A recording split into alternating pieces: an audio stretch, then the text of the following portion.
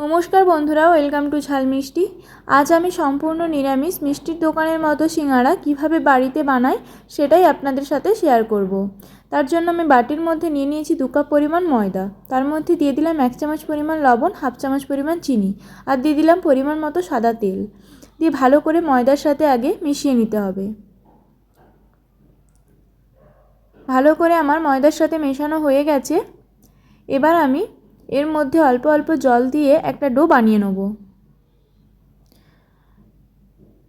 ডোটা বানিয়ে নিয়ে আমি 15 মিনিটের জন্য ঢাকা দিয়ে রেখে দেবো। তারপর এদিকে একটা কড়াইয়ের মধ্যে আমি নিয়ে নিয়েছি 1 চামচ পরিমাণ 5 ফোড়ন।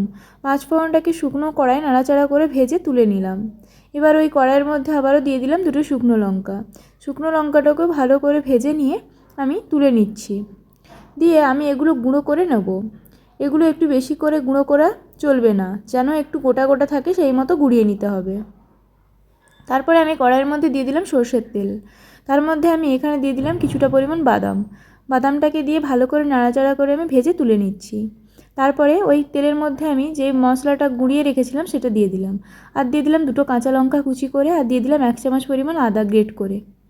তারপর এখানে আমি কুচি করে রাখা আলুগুলো দিয়ে দিলাম। এগুলো আমি 50% মতো সেদ্ধ করে নিয়েছি। এবার এগুলোকে একটু ভালো করে নাড়াচাড়া করে এর মধ্যে আমি দিয়ে দিচ্ছি 1 চামচ পরিমাণ হলুদ গুঁড়ো, 1 চামচ পরিমাণ জিরে গুঁড়ো আর দিচ্ছি 1/2 চামচ পরিমাণ গরম মশলার গুঁড়ো। দিয়ে ভালো করে একবার মিশিয়ে নিয়ে দিয়ে দেবো 1 চামচ পরিমাণ লবণ। দিয়ে আবারও ভালো করে মিশিয়ে নিয়ে আমি এর মধ্যে দিয়ে দেবো কিছুটা পরিমাণ জল। জলটাকে দিয়ে আবারও ভালো করে মিশিয়ে নিয়ে ঢাকা দিয়ে 2 থেকে 3 মিনিট রান্না করে নেব। 2 থেকে 3 মিনিট পর দেখুন খুব সুন্দর জলটা শুকিয়ে গিয়েছে এবং আলুগুলো সেদ্ধ হয়ে গিয়েছে। এবার আলুগুলোকে এভাবে খুন্তির সাহায্যে একটু ভেঙে নিয়েছি। তারপর এর মধ্যে দিয়ে দিয়েছি কুচি করে রাখা ধনেপাতা আর যে বাদামগুলো ভেজে রেখেছিলাম সেগুলো দিয়ে দিয়েছি। দিয়ে ভালো করে একবার আলুর সাথে মিশিয়ে নিচ্ছি। দিয়ে এটাকে আমি এবার ঠান্ডা করে নেব। তারপরে যে ময়দাটা মেখে রেখেছিলাম সেখান থেকে আমি কয়েকটা লেচি কেটে নিচ্ছি। এবার লেচিগুলো আমি পাকিয়ে নেব। ভালোভাবে আমার লেচিগুলো পাকানো হয়ে গেছে। এবার আমি বেলে নিচ্ছি। আমি একটু লম্বা লম্বা করেই বেলছি, আর আমি তেল ব্যবহার করেছি বেলার সময়।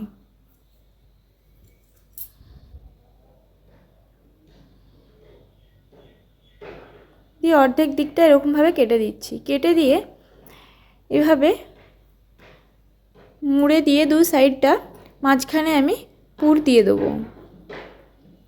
দিয়ে ভালো করে চারিদিকটাতে জল দিয়ে আমি সিঙ্গাড়ার শেপে বানিয়ে নেব। আশা করি আপনারা সকলেই কম বেশি সিঙ্গাড়ার শেপ দিতে পারেন। এইভাবে আবারও জল লাগিয়ে দুদিকটা ভালোভাবে মুড়ে নিয়ে ভিতরে পুর দিয়ে আবারও একটা সিঙ্গাড়ার শেপ বানিয়ে নেব।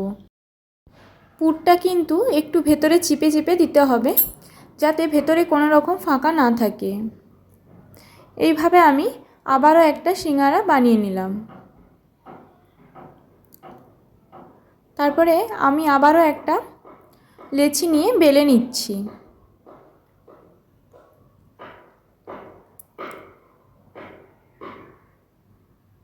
এবার এটাকেও এইভাবে একইভাবে অর্ধেক দিকটা কেটে এভাবে সামনের দিকটায় জল লাগিয়ে ভালো করে মুড়ে নিচ্ছি। আর এটা বেলবার সময় একটু মোটা রেখেই বেলতে হবে, লুচির মতো করে বেললে হবে না। দিয়ে একইভাবে চেপে চেপে পুরটা ভিতরে দিয়ে দুদিকটায় জল লাগিয়ে ভালোভাবে সিল করে নিচ্ছি। এইভাবে আমি সব সিঙ্গাড়াগুলো বানিয়ে নেব।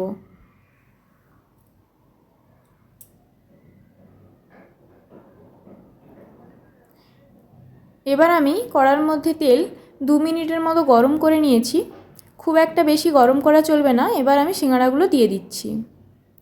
সিঙ্গাড়াগুলো দিয়ে ভালোভাবে 6 থেকে 7 মিনিট সময় ধরে লো ফ্লেমে ভেজে নিয়েছি।